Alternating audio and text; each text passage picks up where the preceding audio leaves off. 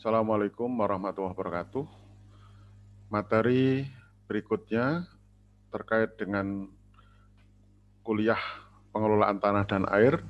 Saya akan sharing topik pengelolaan lahan kering dan lahan basah serta lahan-lahan lainnya.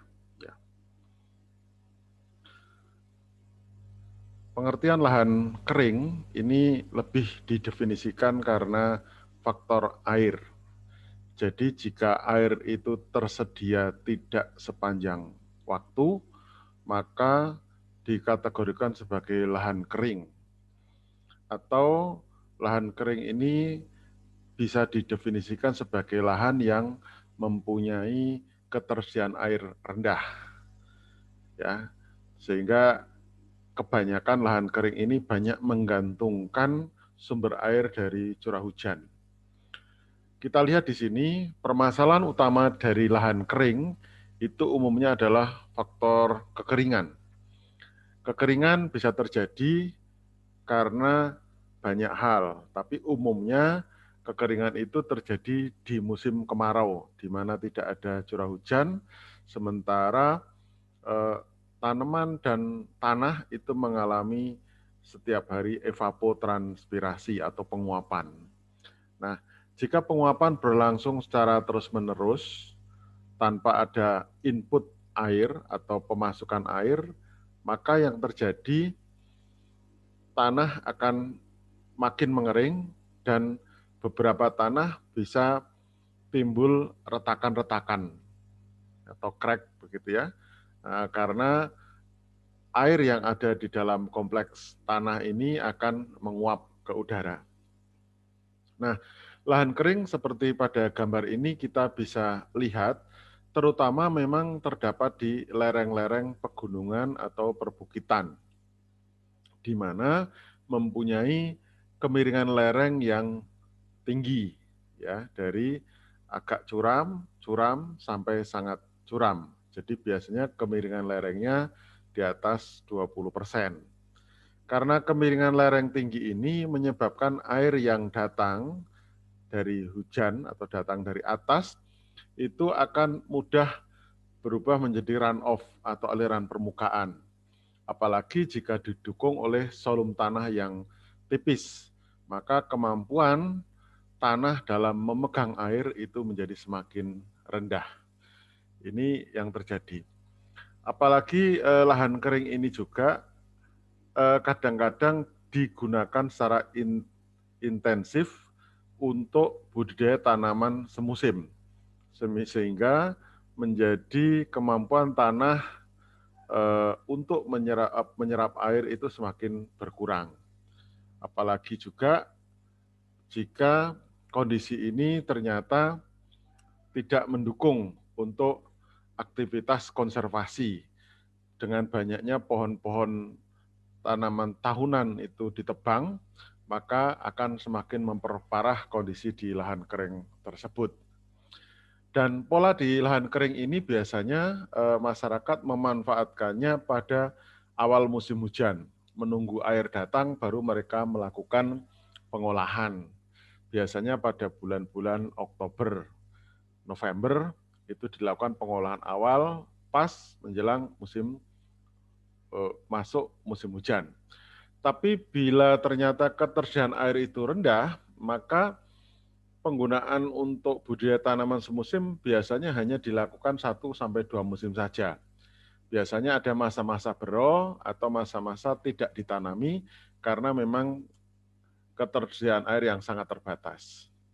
Nah, beberapa kondisi lahan kering di lereng pegunungan ini diuntungkan karena memang berada pada suhu yang lebih dingin sehingga penguapannya lebih rendah.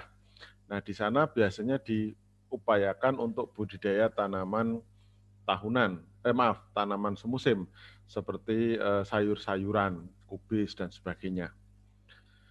Kemudian kalau di kawasan hutan, lahan kering ini juga umumnya digunakan untuk tanaman hutan. Ya, tanaman hutan ini adalah tanaman yang mampu survive, mampu mencari sumber air walaupun di musim kemarau, karena perakaran tanamannya mampu menjangkau sampai beberapa meter di bawah permukaan tanah.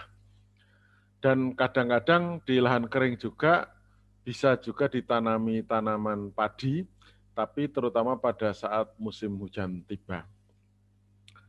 Nah, berikutnya pola di lahan kering yang sering dilakukan adalah pola agroforestry, di mana memadukan antara tanaman tahunan dengan tanaman tahunan lainnya yang berbeda ketinggian tajuknya. Jadi mengkombinasikan antara tajuk yang tinggi dengan tajuk yang rendah. Tentu untuk tanaman yang tajuk tinggi itu biasanya disebut sebagai tanaman pokok atau tanaman utama. Dan untuk tanaman yang berada di bawahnya itu tanaman yang pelengkapnya. Tanaman di bawah tegakan ini biasanya dicari tanaman yang memang tahan terhadap naungan. Artinya kebutuhan terhadap sinar matahari tidak maksimal, tidak apa-apa, mereka tetap bisa survive atau tumbuh dengan baik. Nah, lahan kering juga ini kita juga harus melihat bahayanya ketika misalnya dibuka atau ditebang, yaitu potensi terjadinya erosi dan longsor. Erosi dan longsor yang tidak terkendali nanti akan membuat volume tanah menjadi semakin tipis dan lahan akan lama-lama atau tanahnya akan menjadi gersang. Ini yang perlu diwaspadai. Nah, bagaimana pola pengolahannya? Pola pengolahannya untuk lahan kering itu biasanya untuk daerah yang miring dilakukan terasering. Kemudian juga bisa dilakukan penanaman. Nah, penanaman ini merupakan bisa tanaman tahunan maupun tanaman semusim.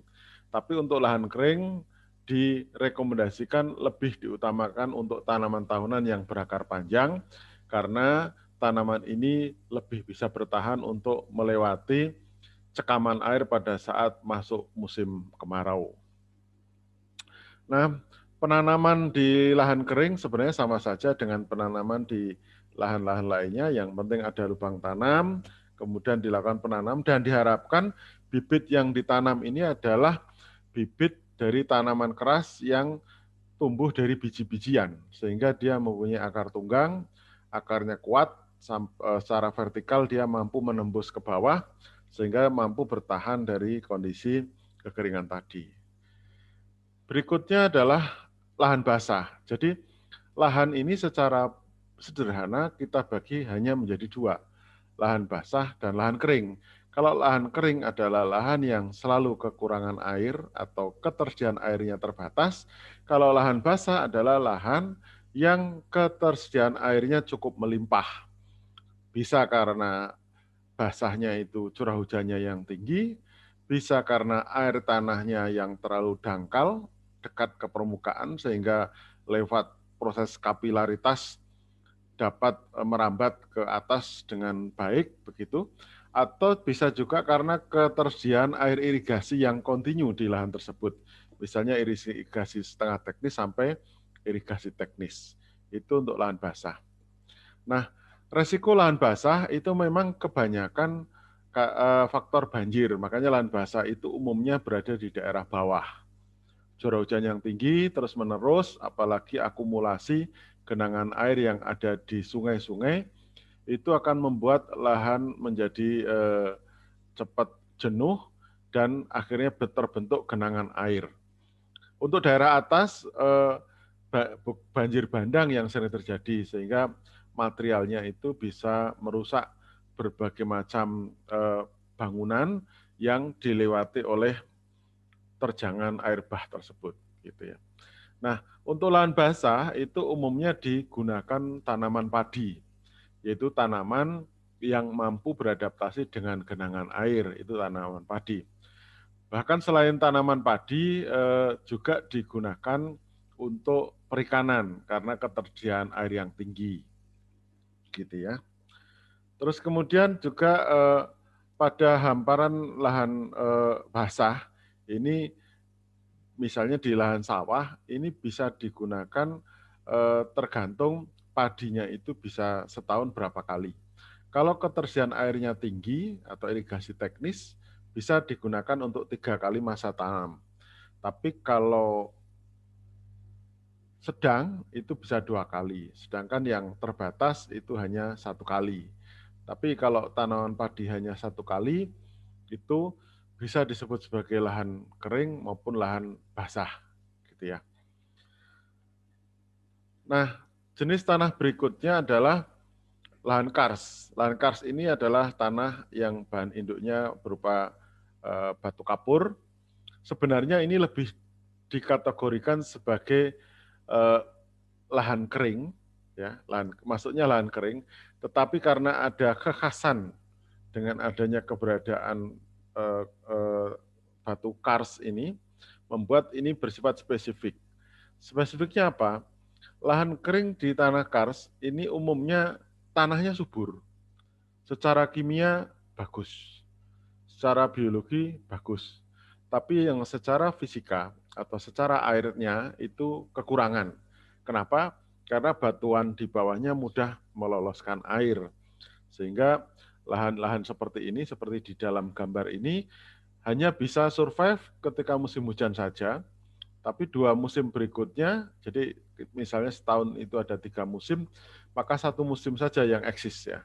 Musim yang kedua itu sudah mulai kurang, musim ketiga biasanya tidak bisa ditanami sama sekali, seperti pada lahan yang ada di dalam gambar ini.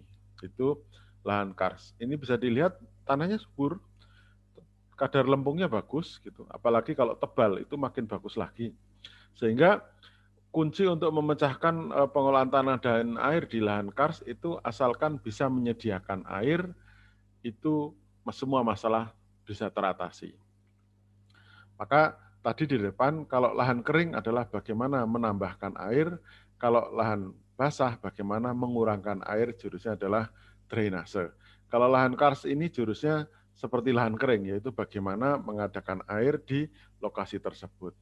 Nah, tapi ada juga lahan kars yang sangat tipis, seperti contohnya lahan kars di Palu ini. Jadi hanya paling 5 cm, 10 cm. Ini tentu menjadi permasalahan yang sangat kompleks, apalagi kalau tanah ini berada pada ketinggian tertentu di daerah pegunungan. Dan di situ tidak ada sumber air, curah hujannya pun rendah. Inilah yang kemudian menjadikan di daerah Donggala ini menjadi sulit untuk dibudidayakan untuk tanaman. Ini bisa kita lihat juga dari ukuran tanaman biasanya tidak terlalu besar seperti ukuran normal lainnya. Kemudian juga di daerah Wonosari, ini juga lahan kars. Ini kita lihat ada lahan kars yang ditambang, ya, jadi batu kapurnya ditambang.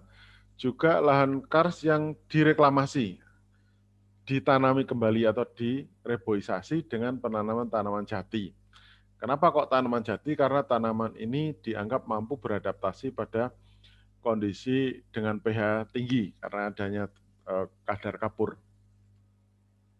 Nah, kemudian yang berikutnya adalah pengelolaan lahan gambut. Untuk lahan gambut ini sebenarnya masuk kategori lahan basah. Bisa juga disebut sebagai lahan rawa.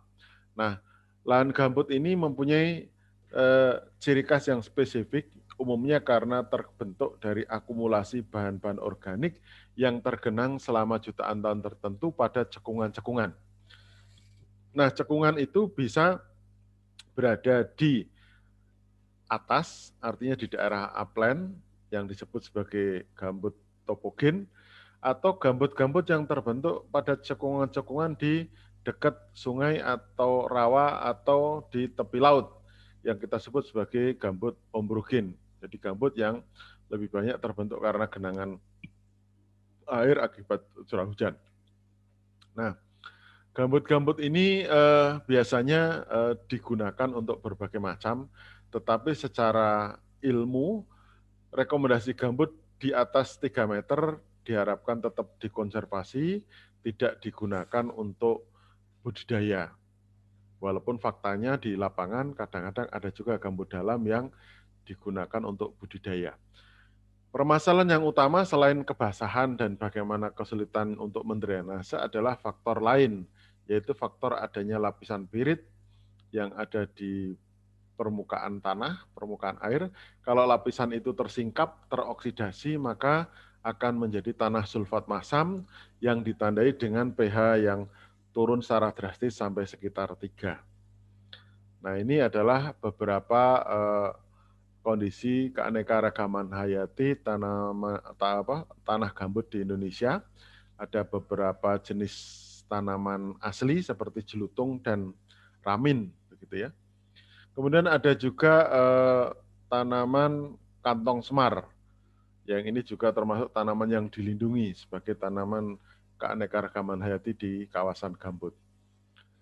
Kemudian bagaimana kalau mengelola gambut itu? Jadi dalam pengelolaan gambut ini pertama adalah ditetapkan fungsinya untuk konservasi ataukah untuk budidaya. Kemudian bagaimana memantau air, karena air itu jangan sampai levelnya berada di bawah lapisan pirit, karena itu akan membuat teroksidasi dan membuat gambut menjadi rusak.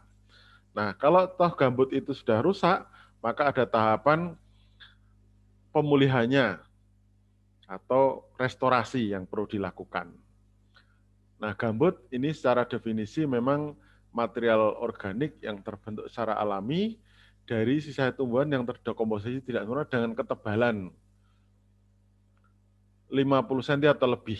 Jadi kalau ada tanah mineral kok ada lapisan gambutnya kurang dari 50 cm, itu disebut sebagai tanah mineral bergambut. Jadi bukan termasuk tanah gambut. Nah, kemudian ada ekosistem gambut dan ada kesatuan hidrologis gambut. Artinya gambut itu biasanya memang diapit oleh 2 sungai atau di antara sungai dan laut, atau gambut yang berada di rawa-rawa. Seperti peta ini, biasanya gambut berada di antara 2 sungai. Kemudian ini adalah prosesnya, jadi ketika gambut itu awalnya terbentuk cembung begitu, tapi ketika gambut itu kemudian didrainase, maka akan terjadi kerusakan, bahkan karena pembakaran, kemudian faktor-faktor lain, maka gambut itu bisa hilang dan makin lama akan semakin tipis, gitu ya. Nah, ini adalah contoh gambar di mana gambut yang dibakar begitu, yang ini tentunya harus dikurangi, harus dihindari seperti ini. Nah, ini adalah contoh profil tanah gambut di mana di dalamnya ada fibrik, hemik, saprik gitu ya. Fibrik itu yang paling mentah, jadi masih banyak terdapat material-material tanaman dalam bentuk aslinya. Kemudian hemik itu berada di tengah-tengah, saprik itu yang paling matang gitu. Nah, ini lahan gambut umumnya memang berupa hamparan, sehingga ini menjadikan permasalahan yang tidak gampang, apalagi dengan adanya program food estate atau lumbung pangan di lahan gambut dan lahan rawa. Ini mempunyai tantangan tersendiri bagaimana pengelolaan tanah dan airnya di lokasi tersebut. Kemudian gambut ini juga berbahaya, bisa mengalami subsiden atau penurunan ya, karena terdrainase itu kemudian dia mengalami penurunan. Contohnya adalah pada tanaman sebelah kiri ini. Gambut juga bisa membuat lapisan pirit teroksidasi. Nah, ini yang membuat biasanya warnanya agak kekuning-kuningan begitu, dan kalau ditetesi dengan H2O2 akan membuih. Nah, kalau kita lihat perumahan di kawasan gambut ini dalam bentuk seperti ini, jadi umumnya adalah dalam bentuk rumah panggung, karena memang mempunyai kondisi yang kadang-kadang suka terjadi genangan, sehingga mereka biasanya dalam bentuk seperti itu. Nah, biasanya juga kita kalau melakukan penelitian di gambut, itu melakukan pengukuran kedalaman kanal yang dilakukan, gitu ya. Dan ini ada juga jalur transportasi, biasanya melewati jembatan-jembatan, gitu ya. Ini pakai perahu klotok, perahu kecil ini yang digunakan untuk survei atau alat penghubung antara satu lokasi ke lokasi yang lain. Nah, tutupan gambut ini tanamannya bermacam-macam, tergantung dari apa yang dibudidayakan. Tapi yang menjadi permasalahan yang paling besar di sana adalah keadaan semak belukar yang tingginya bisa sampai 2 meter. Inilah yang kemudian mungkin memicu orang untuk lebih cepat memberantasnya dengan cara dibakar, karena dianggap itu bisa lebih efektif, walaupun itu konsekuensinya akan berdampak pada pencemaran lingkungan. Kemudian kita lihat di area gambut di Kalimantan maupun di Sumatera, itu juga banyak yang rusak karena akibat kebakaran atau pembakaran. Dan gambut-gambut ini juga beberapa mengalami alih fungsi, umumnya dari tanaman hutan, semak belukar menjadi perkebunan. Kemudian yang berikutnya adalah pengelolaan lahan pesisir.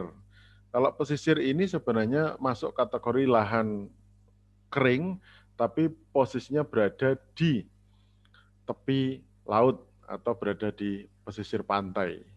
Kita lihat kalau lahan seperti ini adalah secara fisik dominan pasiran, kemudian kalau yang di Bantul, Kulon Progo itu kedalaman air tanahnya sekitar 7 meter, dan mereka sistem pengairannya dengan cara menyedot air, dan kebetulan airnya itu kondisinya masih tawar, sehingga bisa digunakan untuk penyiraman. Tapi permasalahannya adalah penyiraman ini perlu dilakukan sesering mungkin karena di kawasan lahan pesisir pantai ini cuacanya sangat terik dan air mudah sekali infiltrasi ke bawah begitu, dan mudah sekali hilang karena penguapan karena suhu yang tinggi di pesisir pantai. Kita lihat juga makanya di sini ada pola sumur renteng dalam pengelolaan tanah dan airnya, sehingga ini memudahkan dalam penyiraman. Kita lihat juga di situ ada wind barrier ya. Jadi tanaman yang digunakan memang untuk memecah angin, sehingga tanaman yang dibudidayakan ini tidak mudah roboh. Kemudian juga biasanya melakukan penyiraman dengan mesin diesel, yang diharapkan penyiraman ini kadang-kadang bisa sampai 2 atau 3 kali selama sehari agar tidak terjadi penguapan.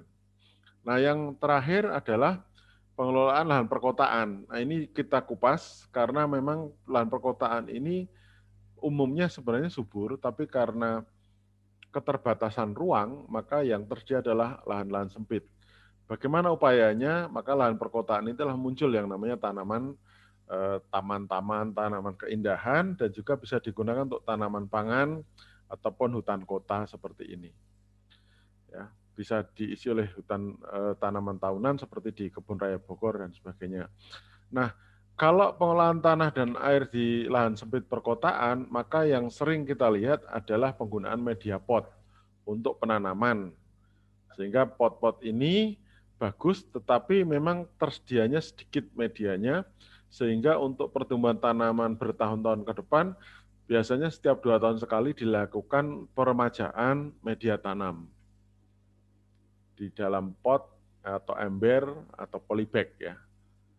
Nah ini kalau ingin menanam tanaman buah yang buahnya banyak dan tumbuhnya tinggi, maka bentuk potnya pun harus lebih besar, misalnya menggunakan pot ukuran tong gitu ya. Sehingga dapat berbuah seperti ini, ditambah lagi dengan bagaimana penambahan nutrisi yang seimbang yang dibutuhkan oleh tanaman. Begitu juga untuk tanaman hias yang bisa dilakukan seperti ini. Ini juga tanaman hias bisa menggunakan pot gantung, pot yang diletakkan juga bisa, atau menggunakan botol-botol kaca untuk mengeksplor keindahan dari tanaman hias tersebut. Bentuk lainnya adalah dengan cara vertikultur, yaitu budidaya yang dilakukan secara vertikal dengan menggunakan peralon ukuran kecil maupun besar. Sehingga karena lahan yang sempit, maka tanaman ini tetap masih bisa ditanam dalam jumlah yang banyak karena dikompetisikan dalam bentuk penanaman secara vertikal ini. Ini contoh vertikultur. Kemudian tanaman hias juga ini sifatnya tanaman-tanaman ini tidak memerlukan media yang banyak gitu ya. Yang penting adalah keindahan. Bisa juga dibuat pola hidroponik, yaitu tanpa menggunakan tanah, tapi sebenarnya prinsip dasarnya sama dengan tanah, jadi menyediakan nutrisi-nutrisi yang dibutuhkan oleh tanaman yang dilarutkan dalam air. Bisa juga menggunakan air bekas kolam ikan, itu nutrisinya cukup tinggi. Demikian yang bisa saya sampaikan, artinya untuk pengelolaan tanah ini ada di awal kita menjelaskan bagaimana kita mengenal tentang tanah, lahan, air. Kemudian untuk kali ini saya jelaskan beberapa jenis lahan yang berbeda yang diharapkan ini bisa menambah pemahaman kita terkait pengelolaan tanah dan air sehingga nanti tanaman dalam bentuk lahan dalam bentuk apapun dapat kita kelola dengan baik dan dikelola menurut tanaman itu sendiri.